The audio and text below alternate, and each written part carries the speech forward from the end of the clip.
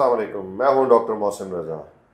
आज की इस वीडियो में मैं आपको बताऊंगा कि आपने अपने चेहरे के बालों को कैसे ख़त्म करना है। हमसे बहुत सारे लोग ये सवाल करते हैं कि हमारे चेहरे के ऊपर बाल है, ख़ास तौर पर ख़वातीन। अक्सर लोग हमें एसएमएस भी करते हैं और यहाँ पर आकर पेशेंट्स हमसे पूछते हैं कि हमारे चेहरे के ऊपर बाल हैं, तो इनको परमानेंटली कैसे ख़त्म किया जाए। सबसे पहले दो तीन चीज़ें हैं, मैं आपको बता दूं कि इसके बारे में आपने चंद एहतियाती तदाबीर भी अख्तियार करनी है और मैं आपको इसकी वजूहात के बारे में भी बताता हूँ कि ये बाल होते क्यों हैं। सबसे पहली बात तो ये है कि दुनिया में तकरीबन 5 से 10% जो भी खवातीन हैं उनके चेहरे पर बाल ज़रूर आते हैं। दूसरे नंबर पर आपने एहतियाती तदाबीर क्या अख्तियार करनी है, वो ये है कि आपने अपने चेहरे को वैक्स या चेहरे के ऊपर स्किन पॉलिश या किसी किस्म का फेशियल नहीं करना, क्योंकि जब आप ये काम करते हैं तो इसकी वजह से चेहरे के बाल ज़्यादा स्पीड से और ज़्यादा घने आते हैं। फिर आपको उसको ठीक करने के लिए डॉक्टर के पास जाना पड़ता है और आपको लेज़र्स या मुख्तलिफ किस्म की रेमेडीज़ हैं वो आपको अख्तियार करना पड़ती हैं, फिर जाके आपके चेहरे के बाल कम होते हैं। दूसरे नंबर पर एक चीज़ आप अपने जहन में ज़रूर रखें कि ये जो बाल है चेहरे के, ये कभी भी परमानेंट ख़त्म नहीं हो सकते। अभी तक साइंस ने कोई ऐसी लेज़र या कोई ऐसी चीज़ ईजाद नहीं की जिससे ये बाल परमानेंटली ख़त्म हो सकें।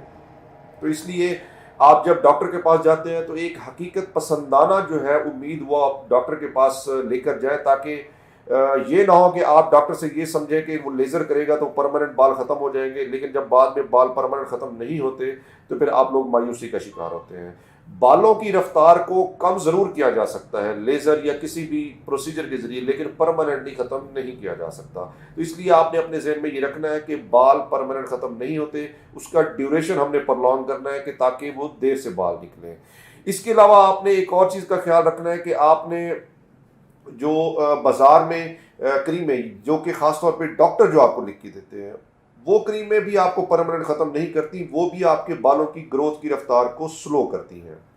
अच्छा, ये तो होगी चंद एहतियाती तदाबीर। अब मैं आपको बताता हूँ कि इसकी वजूहात क्या क्या है। इसमें मोस्टली जेनेटिक्स इसमें इन्वॉल्व होती है। जेनेटिक्स से मुराद ये है कि विरासती तौर पर आपके जीन्स आपके अंदर आपके वालिदैन से मुंतकिल होते हैं, जिसकी वजह से जब आप एक ख़ास एज तक पहुँचते हैं तो उस वक्त आपके चेहरे के ऊपर बाल जो है वो नमूदार होना शुरू हो जाते हैं।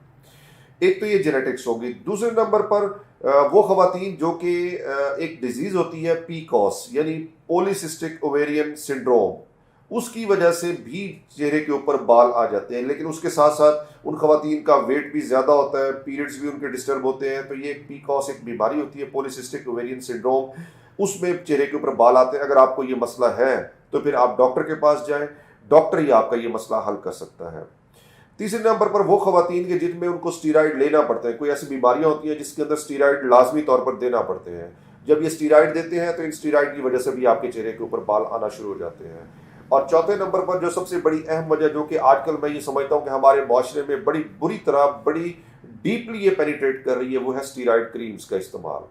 हमारे यहाँ स्टीरॉइड्स और मर्करी क्रीम्स बहुत ज़्यादा इस्तेमाल की जाती हैं। इसके ऊपर मैं 2-3 वीडियोस पहले भी मैं बनाकर अपलोड कर चुका हूँ। अगर आप इसके बारे में वीडियोस देखना चाहें तो आप वो मेरी यूट्यूब चैनल पे जाकर आप वो देख सकते हैं। तो ये स्टीरॉइड क्रीम्स भी एक बहुत बड़ी एक यूँ समझें कि एक माशरे में इतनी बड़ा एक अजाब जो है इस तरह की सूरत में नाजिल हो चुका है कि जिससे जान छुड़ाना अब मुमकिन नहीं है। कि जितना ज़्यादा हम लोगों को समझाते हैं, लोग ये कहते हैं कि इंस्टेंटली रंग गोरा करें और फौरी तौर पे उससे हम फ़ायदा उठा लें, लेकिन उसके नुकसानात का आपको पता नहीं होता। उसका एक नुकसान जो है वो बालों का नमूदार होना है। उन क्रीमों के और बहुत सारे साइड इफ़ेक्ट्स हैं जो कि मैं अपनी इस वीडियो में बता चुका हूँ, लेकिन उसका एक जो मेजर साइड इफ़ेक्ट वो ये है कि चेहरे के ऊपर बहुत तेज़ी से बाल आते हैं, और एक दफ़ा बाल आ जाए तो फिर आप उसकी रफ्तार को स्लो तो कर सकते हैं, उसको परमानेंटली ख़त्म नहीं कर सकते।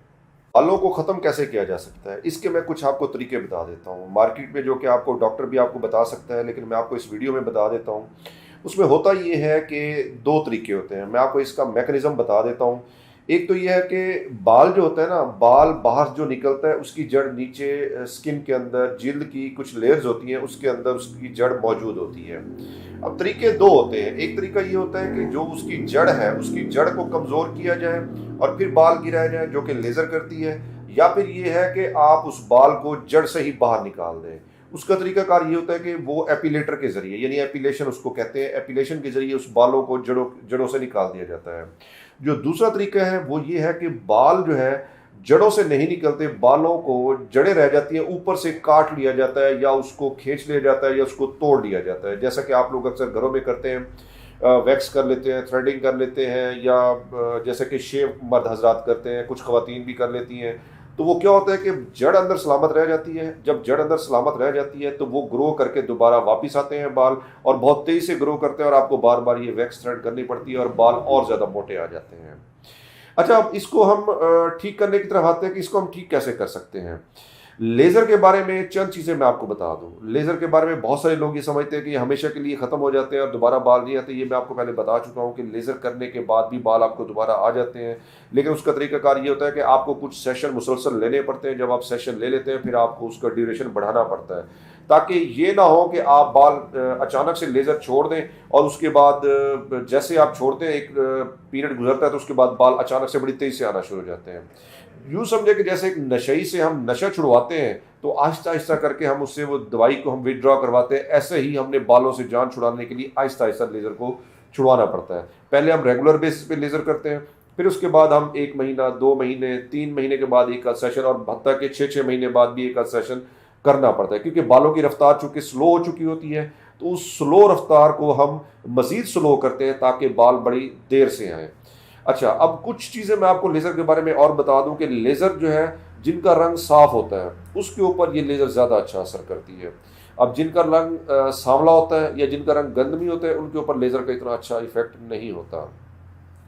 इसके अलावा लेज़र जो है, जब आप लेज़र करवाते हैं तो लेज़र करवाने के बाद कुछ क्रीमें मिलती हैं जो कि डॉक्टर आपको प्रेस्क्राइब करेगा, वो आपने क्रीम ज़रूर लगानी होती है, क्योंकि उससे डुअल इफेक्ट होता है। वो क्रीम जो है अंदर जज्ब होती है, पोर्स के अंदर चली जाती है, तो वो क्रीम आपने ज़रूर लगानी है। वो 2-3 क्रीम है जाके मार्केट में आपको मिल जाएंगी, जैसे डेपिलस क्रीम है या वेनिका क्रीम है, ये आप ज़रूर लगाएं।